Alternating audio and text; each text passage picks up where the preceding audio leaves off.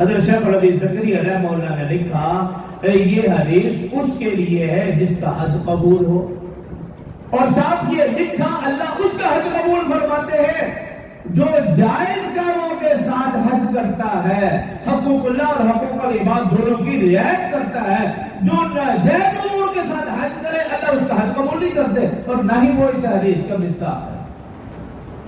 اور پھر حضرت شیخ الحدیث زکریا رحمہ اللہ لکھتے ہیں بندے کے ذمہ ہے کہ حج کے لیے جانا قبول کرنا یا نہ کرنا یہ تو اللہ رب العزت کے ہاتھ میں ہے۔ اور پھر واقعہ لکھا حضرت شیخ الحدیث زکریا رحمہ اللہ نے فضائل حج کے اندر فرماتے ہیں کہ ایک بوڑھا شخص تھا، حج کر رہا تھا 70 سال سے مکہ میں، 70 سال سے وہ حج کر رہا، اور جب وہ شخص کہتا لبیک تو ہر دفعہ آواز آتی لا لبیک۔ 70 سال سے وہ بوڑھا شخص بوڑھا ہو گیا، 70 سال سے حج کر رہا ہے اور آواز یہی آ رہی، وہ کہہ رہا لبیک اور آواز آتی لا لبیک۔ ایک مرتبہ ایک نوجوان شخص اس کے ساتھ موجود تھا، اب یہ آواز اس نوجوان شخص نے بھی سن لی کہ لا لبیک کی آواز ہے، تو وہ نوجوان اس بوڑھے شخص سے کہنے لگا چچا جان یہ کیا آواز،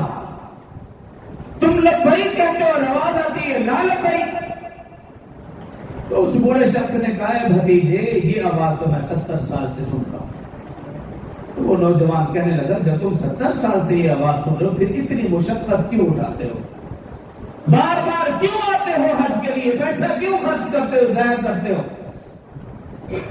تو بوڑھا شخص کہنے لگا کہ تم مجھے بتاؤ اگر میں یہ در چھوڑ دوں تو بتاؤ کس در پہ جاؤں،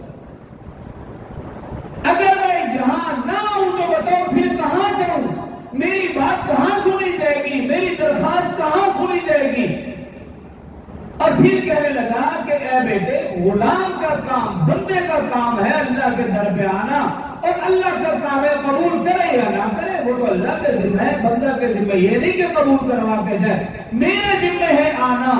اور میں آتا ہوں اللہ کے سامنے اپنے گناہوں کی معافی مانگتا ہوں، دل دلاتا ہوں۔ اور پھر وہ بوڑھا شخص رونے لگا، یہاں تک کہ آنسوؤں سے اس کا سینہ تر ہو گیا، داڑھی تر ہو گئی، اور پھر روتے روتے اس کی زبان سے بے اختیار نکلا لبیک، اور پھر آگے سے بھی آواز آئی لبیک۔ تو اس نوجوان نے بھی یہ آواز سنی، اور اس نوجوان نے کہا کہ اے چچا جان کیا آج آپ نے آواز نے سنی؟ کہا ہاں میں نے بھی آواز سنی ہے، اللہ نے میرا حج قبول کر لیا ہے۔ تو بندہ کے ذمہ ہے حج کے لیے جانا، وہ مایوس نہ ہو، گناہوں کو معاف کرنے والا وہ تو اللہ ہے، انسان کو اللہ کی ذات پر کامل یقین اور بھروسہ ہو۔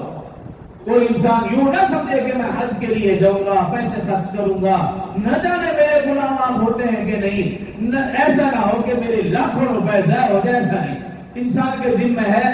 اگر وہ صاحب استطاعت ہے، مالدار ہے، اس کے ذمہ ہے حج کرنا، اور اللہ پاک کے ذمہ ہے اس کے گناہوں کو معاف کرنا۔